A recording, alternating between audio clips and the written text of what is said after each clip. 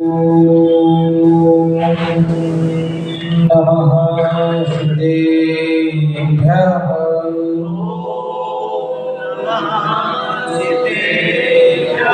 ॐ नमः सिद्धेभ्यः।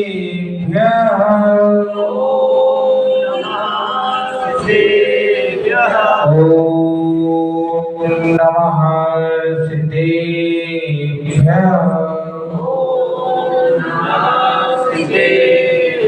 आदिनाथ भगवान की, चंद्र भगवान की, मणि समाज भगवान की, पार्श्वनाथ भगवान की, ब्रह्मेश्वर बाहुबली भगवान की, चारित्र चक्रवर्ती आचार्य शांति सागर जी महाराज की, परम पूज्य आचार्य श्री अभिनंदन सागर जी महाराज की, परम पूज्य आचार्य श्री वर्धमान सागर जी महाराज की, परम पूज्य आचार्य श्री विद्यासागर जी महाराज की, मुनि श्री पूज्य सागर जी महाराज की।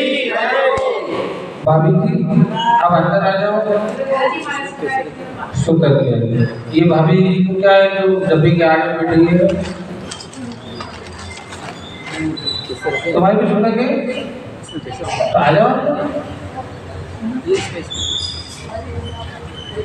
हमें नहीं देखना हो तो कोई बार आँख बंद कर लेना, कान खोल देते।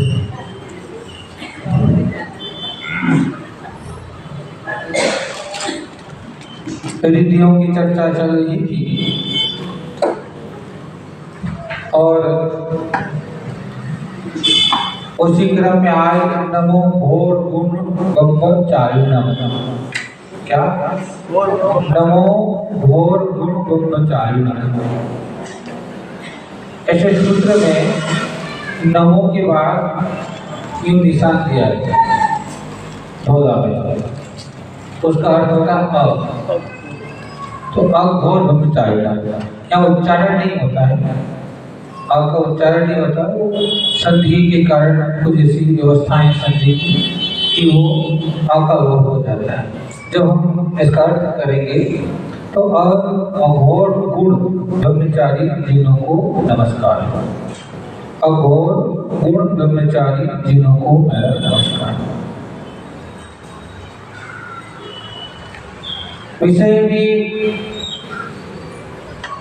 है, रिद्धियों की बात चल रही है और ब्रह्मचारी शब्द इसमें आया है। गुण ब्रह्मचारी जिनों को नमस्कार। ब्रह्म का अर्थ धोलाकार ने 5 महाव्रत, 5 समिति और 3 गुप्ति दिया है।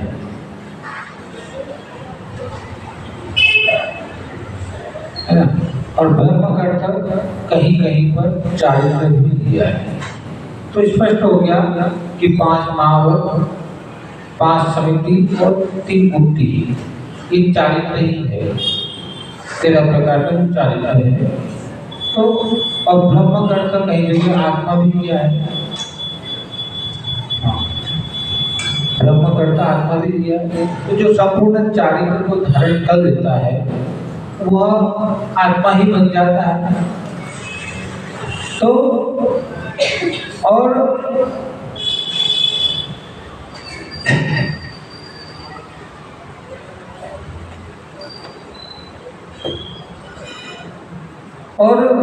यहाँ पर दूसरा शब्द आया था कि अघोर माने शांत।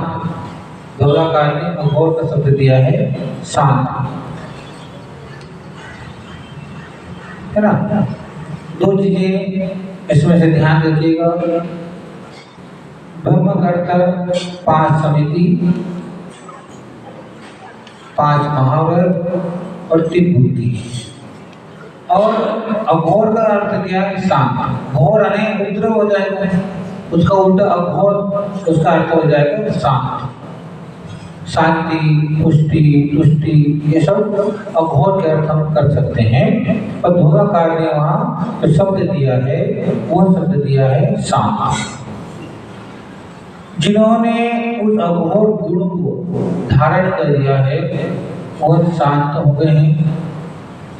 उनके परिणाम, उनकी दशाएं, उनके भाव सब शांत हो जाते हैं, क्योंकि यह 5 महाव्रत, 5 समिति, 3 गुप्ति स्वरूप चारित्र की शांति का पोषक है। ब्रह्म जो शब्द है वो किसका स्वरूप है? चारित्र का स्वरूप है, क्योंकि महामुनियों के 13 प्रकार के चारित्र में यही 13 चीजें बताई है।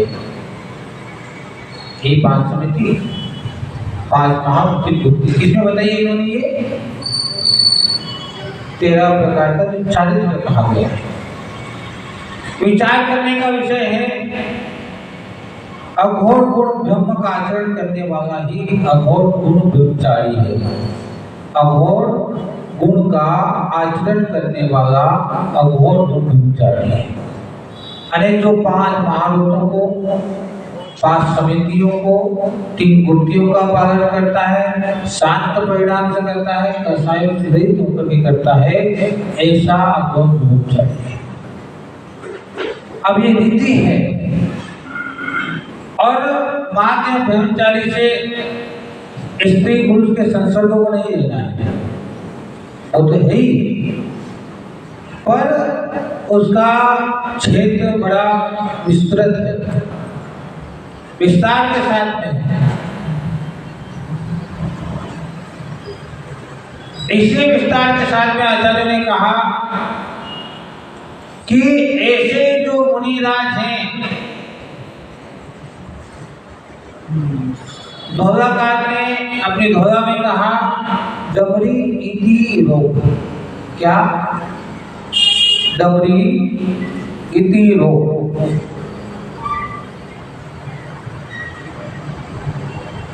और दुर्भिक्ष, वे आपस में किचकिच, कलह जिसको कहते हैं, कलह, बंधन, रौद्र आदि को शांत करने की शक्ति उत्पन्न होती है। इसमें अघोर गुण ब्रह्मचारी जो नित्यधारी विराज होते हैं। कि डबरी का अर्थ कोई रोग ही है, इति का अर्थ तो हमने देखा, भैया से दिखाया था अजय ने, तो मेरी भावना में उसमें आया है कि कृषि संबंधित रोग। किससे संबंधित रोग? कृषि संबंधित रोग। पर डबरी में कोई रोग नहीं हुआ, पर कहीं इसका अर्थ पढ़ने में नहीं आ रहा है। डबरी यानी कोई रोग होगा। इति का अर्थ तो स्पष्ट है कि कृषि से संबंधित जो रोग हो जाते हैं वो सारे। तो मैं मानता हूँ प्राकृतिक जो आपदाएं, नए नए रोग फसलों में उत्पन्न हो जाते हैं, ऐसा कोई डबरी रोग हो। दुर्भिक्ष है, वेर का भाव है, कलह है, बंधन है, रौद्र है, आदि को शांत करने वाली विधि का नाम है।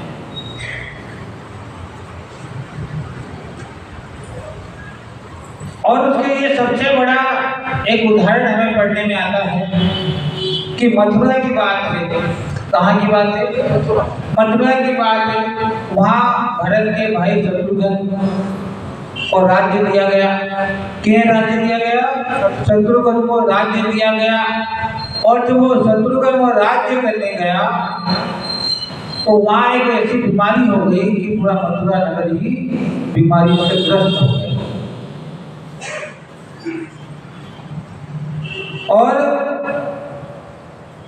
वहाँ पर मुनिराज आए, सप्तऋषि, उन्होंने मथुरा नगर के वहाँ पर चतुर्मास के आसपास में जैसे ही मुनिराज आए तो उस गांव का लोग मनवा आदि मुनिराज थे, सप्तऋषि, वहाँ आए और जैसे ही उन्होंने चतुर्मास के लिए अपना स्थान तय किया मथुरा के आसपास, तो वहाँ मथुरा नगर निरोगी हो गया, रोग रहित हो गया।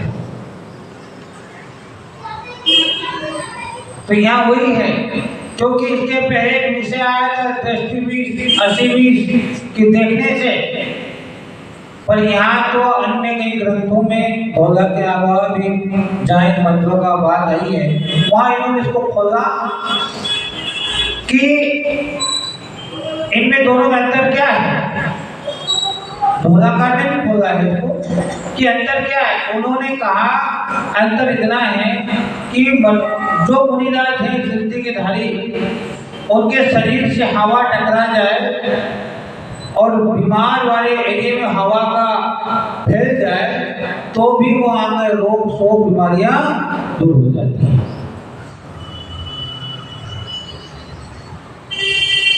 ऐसे रिद्धि के धारी मुनिराज होते हैं। ऐसे रिद्धि को धारण करने मुनिराज हमारे यहाँ पर देखते हैं, हमें दिखाई देते हैं, हम उनकी वंदना करते हैं, उनकी आराधना करते हैं। वर्तमान में तो नहीं है ऐसे मुनि, और के रघुनंदन हैं कि कई बार तो मुनिराज के चरण स्पर्श कर देते हैं, उनका हस्त हमारे सिर पर लग जाए तो भी हमें इस बात का एहसास हो जाता है कि मेरा सिर दर्द बंद हो गया, मेरा बुखार कम हो गया। और जब 5 महाव्रत 5 समिति 3 गुप्ति का पालन करते हैं तो आत्मा अपने आप पवित्र हो जाती है, आत्मा निर्मल हो जाती है। अरे ऐसे युद्धधारी के मुनिराज जिस जगह चले जाए वहां अगर युद्ध हो रहा हो तो युद्ध भी अपने आप बंद हो जाए, बंद करने की आवश्यकता नहीं। उनके प्रभाव से कोई कलह हो रही हो घर में, वो कलह भी शांत हो जाए। घर के अंदर कोई नकारात्मक ऊर्जा हो, नगर के अंदर कोई नकारात्मक ऊर्जा हो और मुनिराज वहां पहुंच जाए तो उनके पहुंचने से भी ऐसी कलह रोग शोक दूर हो जाते हैं।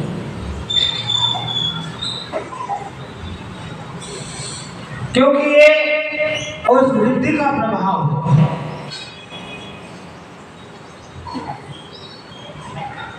ढोलाकार ने और अन्य ग्रंथों में ये भी कहा कि शुभ अशुभ, शुभ और अशुभ दोनों प्रकार की हो सकती हैं। वह अशुभ का उपयोग जब होता है तो सोचना पड़ता है कि ऐसा हो जाए तो होगा, पर शुभ में ऑटोमेटिकली हो जाता है और भावना भी भाग जाती है कि ऐसा ठीक होना चाहिए, ये रोग ये शोक दूर होना चाहिए। और बिना सोचे भी अगर मुनिराज निकल रहे हैं तो भी वो रोग शोक दूर हो जाते हैं। इसे मुनियों की चरण वंदना, जहां मुनि का चरण पड़ जाए उस चरण की धुनी को भी अगर हम लगाते हैं तो हमारा भाग्य तेज रहता है। भजन गाते ना, क्या गाते हो? तेरे चरणों की बाबा जो मिल जाए तकदीर बदल जाए। तकदीर बदलने का मतलब क्या है? तेरे चरणों की रज मिल जाए बाबा तो मेरी तकदीर बदल जाए। क्या कहने का तात्पर्य? तकदीर का मतलब है कि आपके रोग है, शोक है, दुख है, दरिद्रता है, कलह है, क्लेश है, वो सब दूर हो जाए। भजन तो गाते हैं, बनाया गया है, पर भजन के भाव को समझना पड़ेगा, भजन के अर्थों को समझना पड़ेगा कि आपकी चरण रज मेरे रोग शोक को दूर कर सकती है। कहते हैं इस मंत्र का जाप करने से भूत प्रेत पिशाच आदि का से छुटकारा भी मिलता है।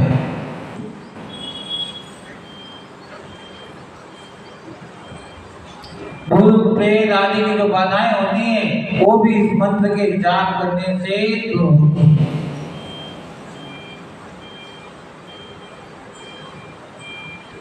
मैंने उस दिन भी कहा कि चारित्रिक प्रभाव भाव के कारण एक चारित्र मोहिनी कर्म का जब क्षय होता है तब यह विद्या प्रकट हो जाती है, क्योंकि चारित्र से संबंधित है। क्योंकि 5 महावत 5 समिति 3 गुप्ती की बात कही यहाँ पर, तो चारित्र मोहिनी कौन से? अनंतवनी, क्रोध, मान, माया, लोभ। अनंतवनी क्रोध मान माया योग, अप्रत्याख्यान क्रोध मान माया योग, प्रत्याख्यान क्रोध मान माया योग और अप्रत्याख्यान क्रोध मान माया योग। कितनी होगी? 16। 9 कैसा है?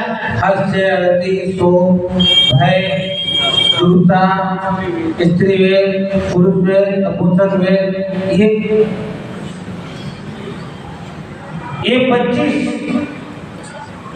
मोहिनी कर्म के 2 भेद के दर्शन मोहिनी और चारित्र। तो चारित्र मोहिनी कर्म का जब क्षय उपशम होगा तब ये रिद्धियां भी प्रकट होगी।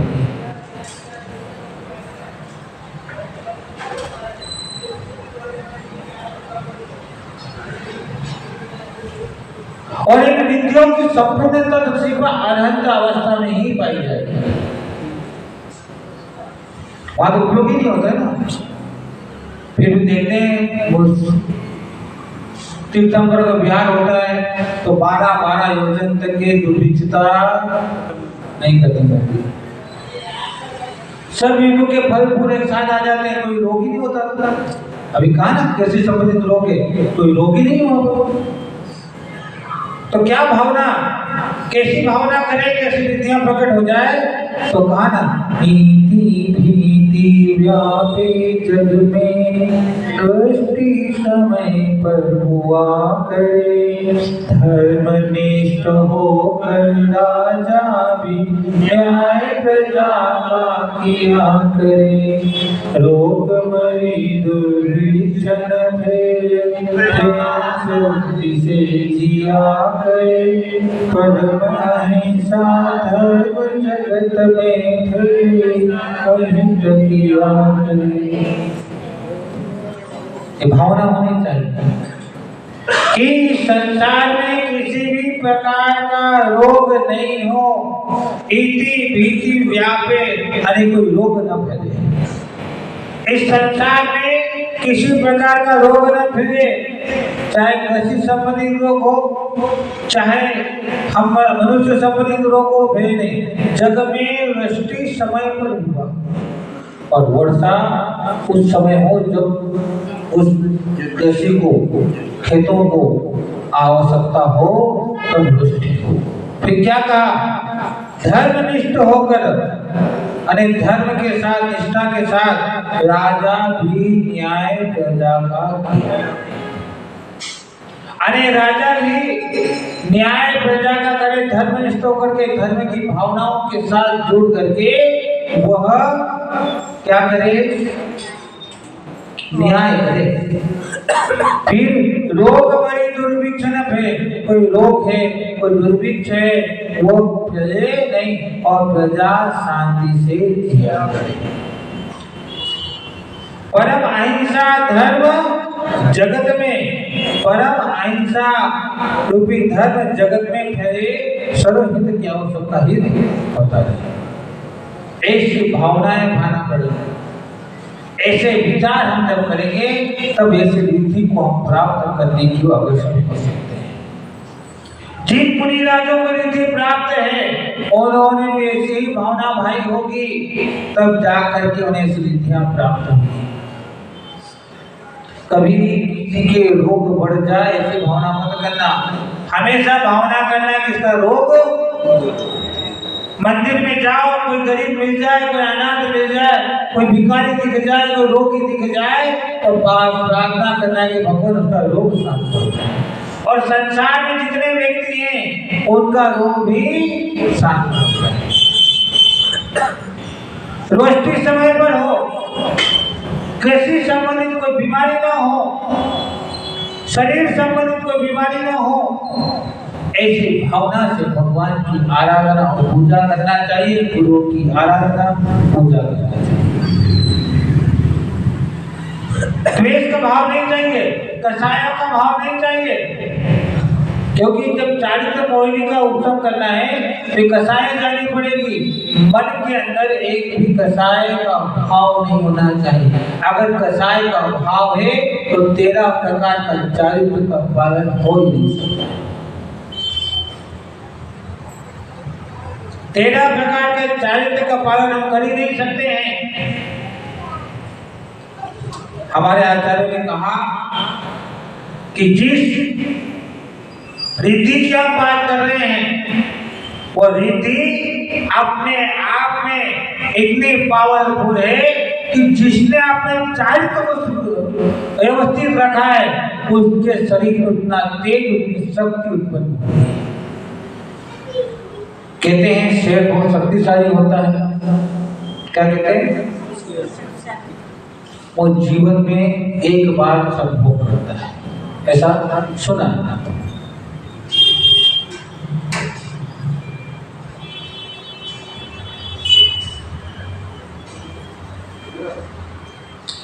कोई भी प्राणी को अपनी शक्ति बचाना है तो उसको आत्मा के चिंतन की ओर दौड़ना पड़ेगा। जिसके आत्मा का चिंतन जितना मजबूत होगा उसकी शक्ति उतनी मजबूत होगी, खाने पीने से नहीं। बादाम खा लो, फिर महाराज बादाम खाने से क्या होगा समझना। हर खाद्य पदार्थ में अपना अपना विटामिन और अपनी अपनी शक्तियां हैं। हमने प्राकृतिक वातावरण को छोड़ दिया, इससे जो शरीर में विटामिन चाहिए उन्हें हमें अन्य अन्य माध्यमों से शरीर में जागृत करना पड़ता है। अगर आप प्राकृतिक में लो कि ठंडी के समय ठंडी में ठंडी सहन कर लो, गर्मी के समय गर्मी सहन कर लो, बरसात के समय बरसात को सहन कर लो, तो फिर आपको कहीं बाहर से गोलियों के माध्यम से विटामिन लेने की जरूरत नहीं। हमने बाहर के प्राकृतिक साधनों को छोड़ दिया। प्राकृतिक प्रकोप हमारे जीवन में आने लगे। ये ध्यान रखना, जब जब प्रकृति पर प्रकोप आएगा तब तब बीमारियां, रोग बढ़ेंगे। क्या समझे? अतिवृष्टि हो गई तो बीमारी, अति गर्मी हो गई बीमारी, अति सर्दी हो गई बीमारी। सारे बीमारी यहीं से जुड़ी हुई है। अतिवृष्टि से, गर्मी से, ठंडी से, फल पत्तों से बीमारियां कहीं न कहीं से जुड़ी हुई।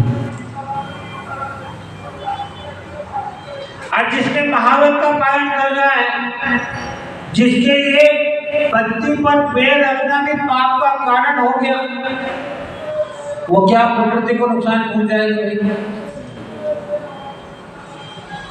भाई चतुर्मास करना क्यों है?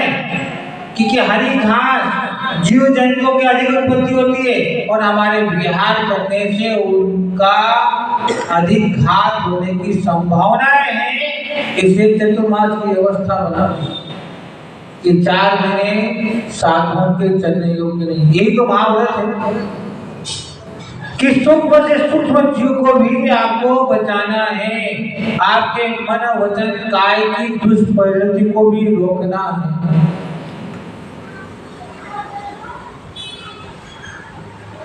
जिसका मन अंदर से घबराया हो, डर से भरा हो, तो भी उसके शरीर में रोग खड़े हो जाते हैं। सच कह रहा हूं कि आपका मन अंदर से डरमय है, डर लग रहा है, तो भी आपके शरीर में रोगों की उत्पत्ति प्रारंभ होता है। जिसके मन में कोई डर नहीं है, कोई भय नहीं है, कोई आगामी योजना नहीं है, उसको कभी कोई बीमार पड़ने वाला नहीं है। आधा बीमारी तो लोग सोच सोच करके जीवन में पैदा कर लेते हैं। 5 महाव्रत के माध्यम से वो अपने जीवन में अहिंसा महाव्रत का पालन करता है। दूसरा है सत्य। अरे किसी भी परिस्थिति में राग के कारण, देश के कारण, मोह के कारण, डर के कारण, भय के कारण, लालच के कारण जीवन में असत्य नहीं बोलता है, वही महाव्रत है। किसी भी परिस्थिति में लोभ हो, लालच हो, भय हो, डर हो, राग हो, द्वेष हो, मोह हो, किसी भी परिस्थिति में वो झूठ नहीं बोलता, उसी का नाम है सत्य महाव्रत। आप तो थोड़ी सी 5-10 हजार की लालच में झूठ बोल जाए तो फिर रोग तो पैदा होंगे।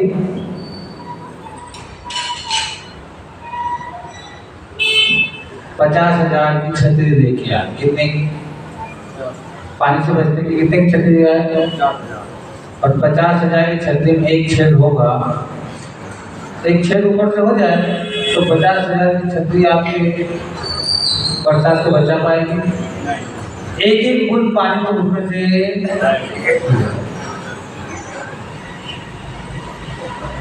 ये 5 महाव्रत भी ऐसे हैं। अरे 5 महाव्रतों में अगर एक भी गलती हो जाए, भाई डर के मारे, भय के मारे हम असत्य बोल रहे हैं, तो आपका महाव्रत पूरा का पूरा समाप्त हो जाता है। और क्या कहा? अचौर्य, बिना दीवी मिट्टी भी और जल को भी जो हाथ नहीं लगाता।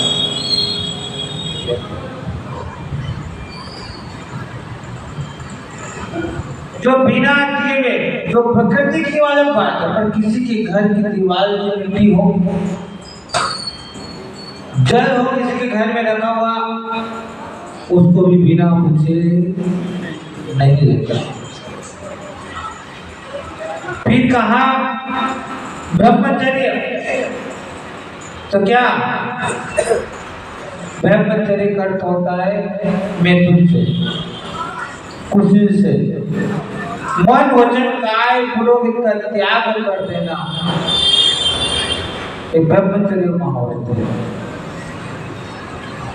अपरिग्रह, मूर्छा को परिग्रह कहा, क्या कहा? मूर्छा को परिग्रह कहा। और जहां पर धन धान्य कुटुंब परिवार के प्रति मूर्छा का भाव जागृत हो जाए, वो भी परिग्रह है नहीं, पर लालसा है, उसके प्रति मूर्छा का भाव है, तो भी आपको दोष परिग्रह महाव्रत का पालन नहीं है। और 5 समितियां जो कही है, वो 5 समितियां मनुष्य के आचरण को व्यवस्थित करने के लिए कही गई है। मनुष्य की अनर्गल प्रवृत्ति को रोकने के लिए 5 समितियों का वर्णन किया गया है कि मनुष्य 5 मानव जो मुनि वर्ण धारण करे, और 5 समितियों का पालन सिर्फ अनर्गल प्रवृत्तियों को रोकने के लिए। भाषा समिति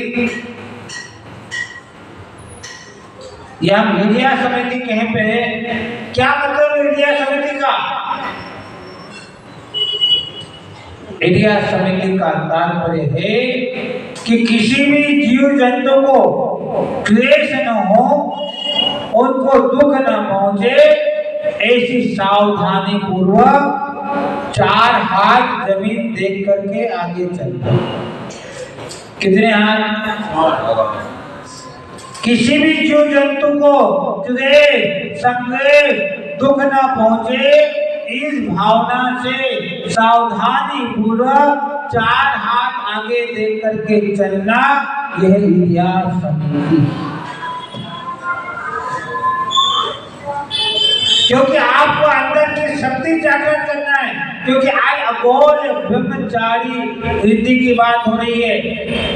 तात्पर्य सीधा सीधा रहे कि ऐसा अघोर कर्तव्य हमने क्या किया था? शांत। किनको शांत करना है? कसाईयों को। कसाईयों को शांत होंगे, चारित्र मोहिनी कर्म का क्षण होगा और इंद्रियां प्रकट हो जाएंगी।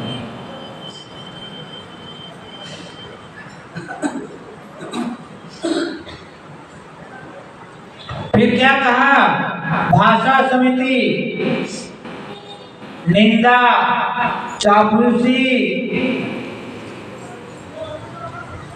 क्या भाषा समिति कैसे? निंदा एवं चापलूसी आदि से ग्रसित भाषा का त्याग करना भाषा समिति। चापलूसी के कारण मीठा मीठा बोलना है ना, और या तो मुंह से निंदा के भाव करना कि हम बोल तो रहे पर उसमें भी कोई कोई कांड की बात मिक्सिंग कर देते हैं। तो चापलूसी पूर्वक मीठा मीठा बोलना, अपना स्वार्थ निकल रहा है इसे चापलूसी पूर्वक बोलना, निंदा के वचन बोलना, अहित वचन बोलना, ये सब क्या है? इनका त्याग होना वो भाषा समिति है। अभी जो बोलना भी पड़ रहा है ना, तो उसमें लफड़ा ही है थोड़ा सा। किसी से मीठा बोल लो, किसी से मीठा बोल लो तो क्या होगा? ऐसे तो बहुत गालियां निकल, काम निकालना हो तो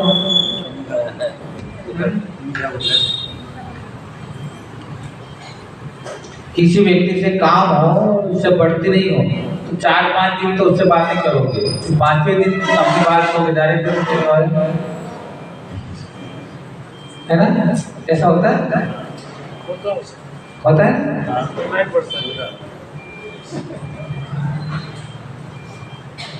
हाँ या ना? हाँ। विचार करना कि भाषा समिति में निंदा वाले वचन नहीं बोलना है, चापलूसी वाले वचन नहीं बोलना, उनका त्याग करना है। और संयम, कैसी भाषा होना? संयमी, नपे तोड़ी हुई भाषा में सत्य और हितकारी वचनों को बोलना। नपी तोड़ी भाषा, कितने कम शब्दों में हम अपनी बात को कह सकते हैं, वो उतनी कम बातों में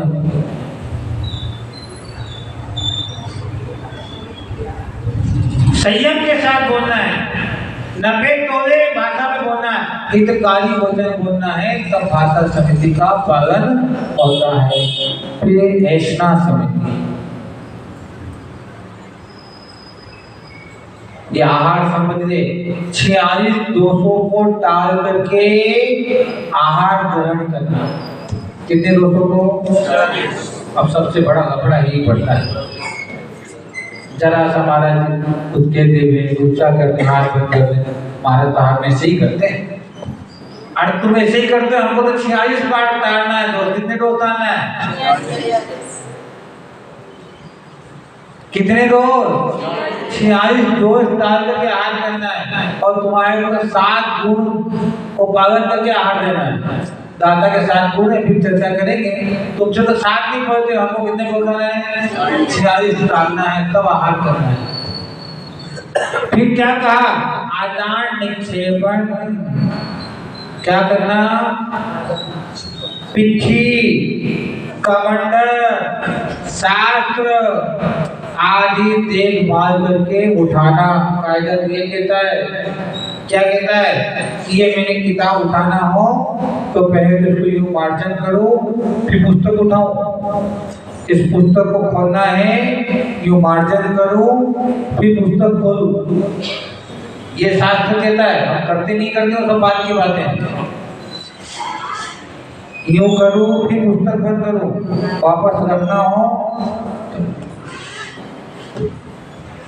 यह है आदान निक्षेपण समिति। अनेक परिमार्जन के बिना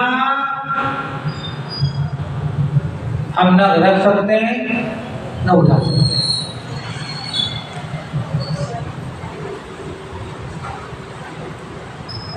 चार दिन से चटाई बिछी हुई है,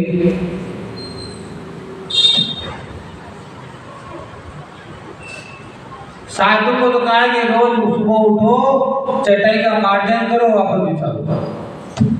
जो ऐसा पालन करता है उसे अघोर गुण ब्रह्मचारी विधि की प्राप्ति होती है।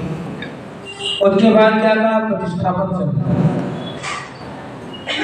थूकना है, मल मूत्र करना है, वो भी देख करके करना कि कहाँ करना है कहाँ नहीं करना है।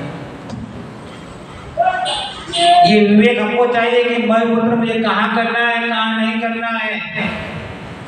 जो ये भी विवेक के साथ करता है उसकी ये प्रतिष्ठापन समिति। फिर 3 गुप्ती, कितनी गुप्ती? पाप क्रियाओं से आत्मा को बचाना गुप्ती है। पाप क्रियाओं से आत्मा को बचाने का नाम गुप्ती। मनोगुप्ती, वचन गुप्ती और काय गुप्ती। इन 3 गुप्तियों के मन में राग द्वेष से अप्रभावित कर रखना, अरे राग द्वेष से मन को प्रभावित नहीं होने देना मनोबुद्धि है। राग द्वेष से मन में कोई प्रभाव नहीं पड़ना चाहिए। जो आप सोच रहे हो धर्म का चिंतन वैसा ही आना चाहिए। राग के कारण, द्वेष के कारण उस पर कोई प्रभाव नहीं पड़ने देना, वो मनोबुद्धि है। असत्य वाणी का विरोध करना अथवा मौन रखना वचन बुद्धि। या तो मौन हो जाए या असत्य का वंश मात्र भी न बोले। शरीर को वश में रख करके हिंसा आदि क्रियाओं से दूर रहना काय बुद्धि है। शरीर में हलन चलन नहीं हो, हिंसा का क्रम नहीं हो और शरीर को ऐसा करके रखना कौन सी बुद्धि है? काय बुद्धि। 5 महाव्रतों को पाने के लिए हमारे आचार्य ने कहा कि ये विधि की हम बात कर रहे हैं और 13 प्रकार के ब्रह्म का अर्थ होता है कि 13 प्रकार का चारित्र।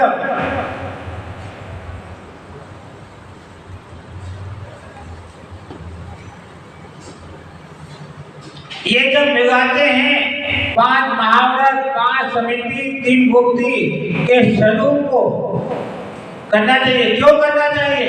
क्योंकि इनके करने से जीवन में शांति का भाव जागृत होता है, मन शांत होता है, परिणाम शांत होते हैं, कसाएं शांत होती है।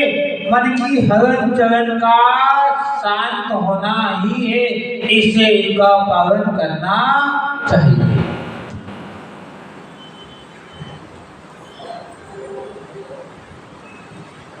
मन की चंचलता, मन के विचार, आचार्य ने कहा कि भैया महाराज साहब ये कैसे पाए लो? उन्होंने कहा कि महाव्रतों को व्यवस्थित करने के लिए मुनिराज, ऋषिधारी मुनिराज 5 भावनाएं करते हैं। कितनी भावनाएं करते हैं? 5 भावनाएं हैं। किसकी? अहिंसा महाव्रत की 5 भावनाएं। कौन सी? वचन गुप्ती, मनोगुप्ती, ईर्ष्या समिति, आदान निक्षेपण समिति और अलौकिक पान भोजन। ये 5 अहिंसा व्रत की भावनाएं हैं। कैसे भाना है इनको? कैसे चिंतन करना?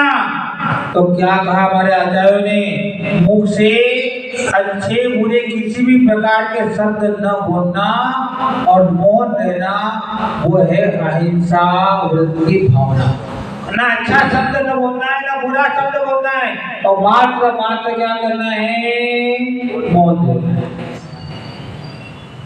तो ऐसा करता है तब अहिंसा व्रत की भावना है।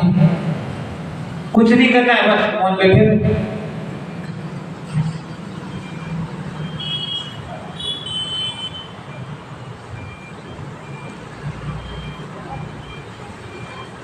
ये भावना है। आपको कैसा व्यक्ति पसंद? जो हाथ पांव हिलाता हो, दौड़ता हो, भागता हो, वो पसंद है या जो शांत बैठा हो पसंद है? हाँ, पसंद तो अच्छा ही आता है। हम क्या करते हैं वो किसी को पसंद नहीं। पसंद तो अच्छी सी जाती है, टॉप से टॉप गाना है। फिर क्या कहा? मन को अशुभ भावनाओं से बचाना। मन को कैसे बनाना? अशुभ भावनाओं से बचा करके आत्महित शुभ चिंतन में लगना मनोबुद्धि है। अब आप खुद सोचो कि आपके मन में जहां जहां से अशुभ भाव आ रहे हैं उनको बार बार चिंतन करना कि यहाँ से नहीं करना, नहीं करना, ये महाव्रत की भावना है। और मन तो वही जाता है। मेरी भावना कितनी बार पड़ती है? इति का अर्थ क्या? इति का अर्थ इति और भीति का अर्थ क्या है? रोज पढ़ते हो ना? नहीं पता। अभी हम खुद लिखवाया था, वो तो भी याद नहीं।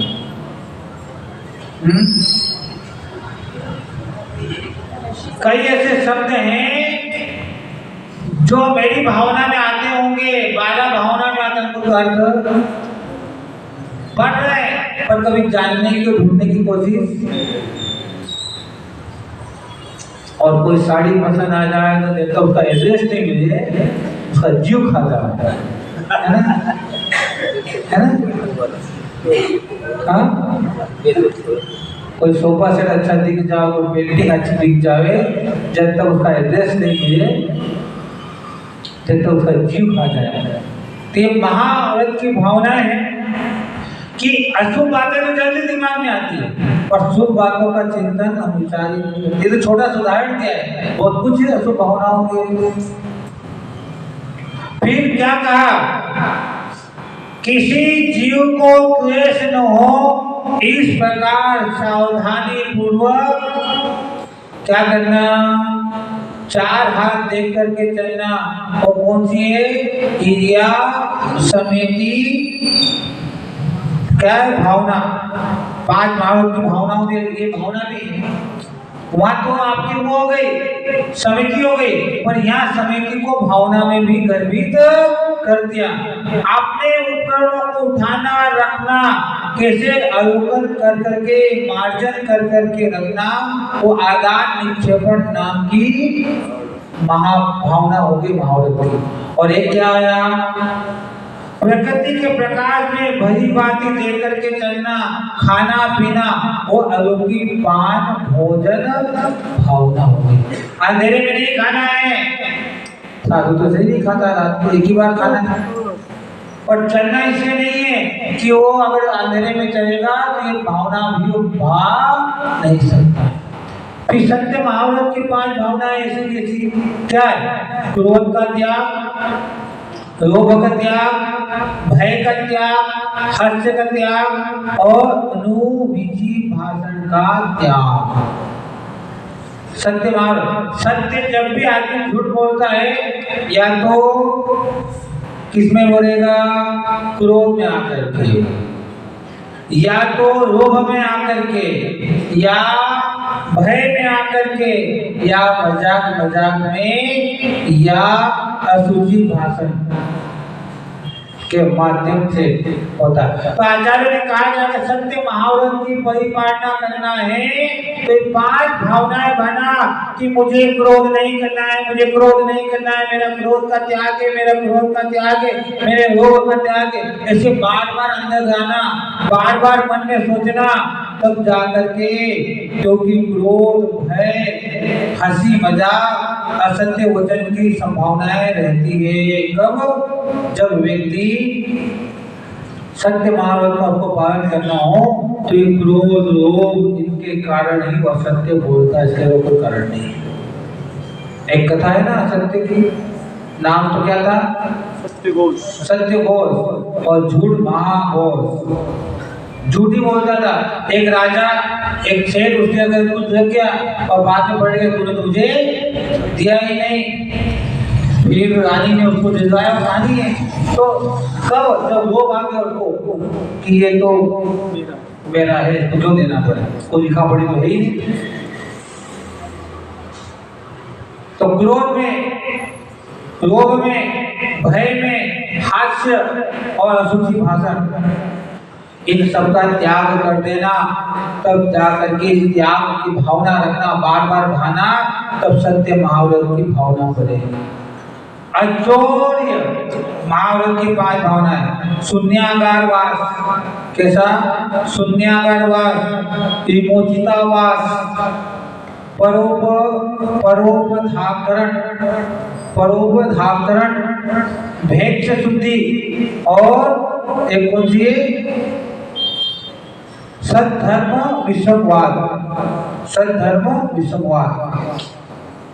सद्धर्मा विषमवाद आएगा तो सद्धर्म विषमवाद शब्द बन जाएगा। सद्धर्मा विषमवाद, ये 5 भावनाएं हैं। इसकी अचौरी पर्वत है, गुफा है, आदि में निवास करना शून्याकार है। कहाँ निवास करना? अगर अचौरे वर्ग की भावना करना है तो पर्वत है, गुफाओं में जाकर के निवास करना और कहीं मत करना, वहीं साधना करना।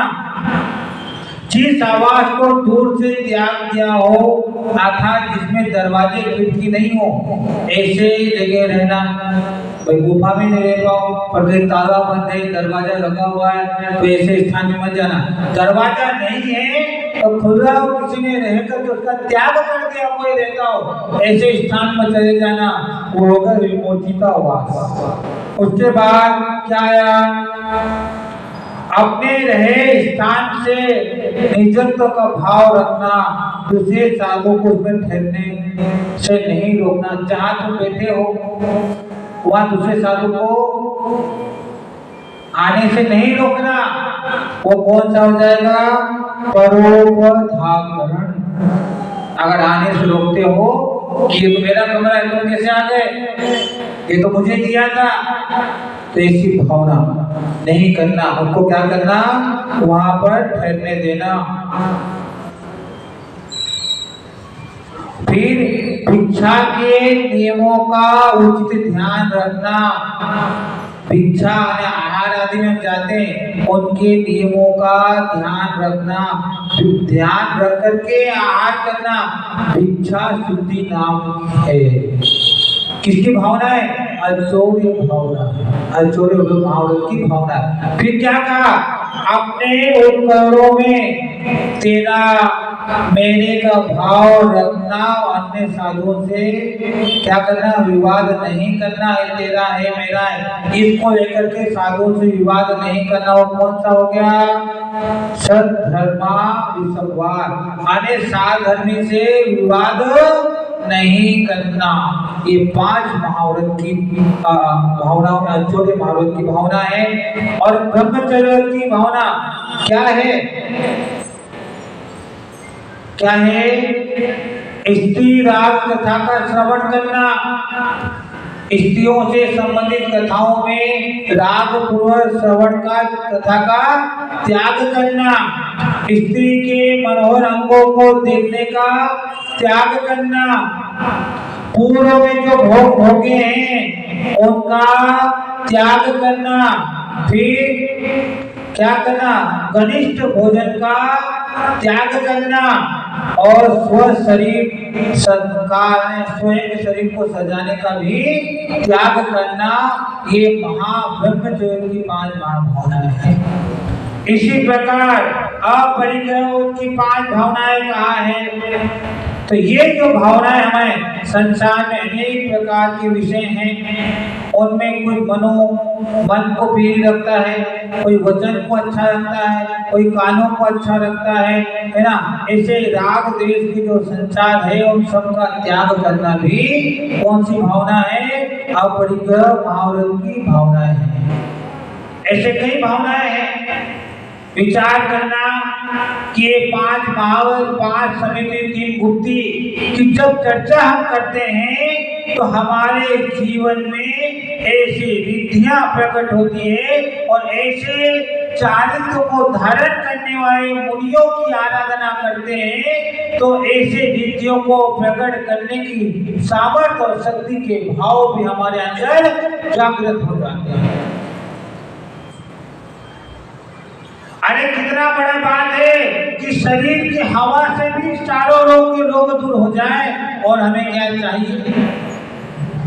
अघोर, अरे ऐसा घोर शांत परिणामी व्यक्ति जिसके कारण जीवन में शांत और शांति तुष्टि पुष्टि, रोज हम शांति धारा में रहते हैं। तो कब होगी?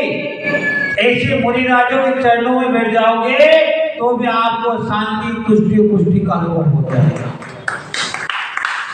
अगर मुनि राजों के चरणों में बैठते हो, कसाएं शांत होती है, शांति होती है, तुष्टि होती है, पुष्टि की प्राप्ति होती है और मन के विकार भी नाश को प्राप्त हो जाते हैं। अगर मन को शांत करना है, विचारों को शांत करना है, तो ऐसे मुनि राजों की आराधना प्रतिदिन करते रहना।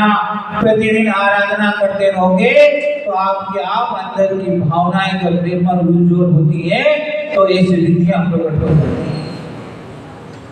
आपके घर में कोई प्रकार का दोष है, भूमि खराब है, वातावरण खराब है, वहाँ मुनि को बैठ करके जाप करवा देना, वहाँ मुनि को आहार करा देना, वहाँ मुनि को ले जाना, वहाँ कोई जिनेन्द्र की आराधना कर लेना, वहाँ कोई विधान कर लेना, आपके जमीन का, आपके मकान के अंदर के सारे दोष दूर हो जाएंगे, नकारात्मकता चली जाएगी, सकारात्मकता का वास वहाँ पर हो जाएगा।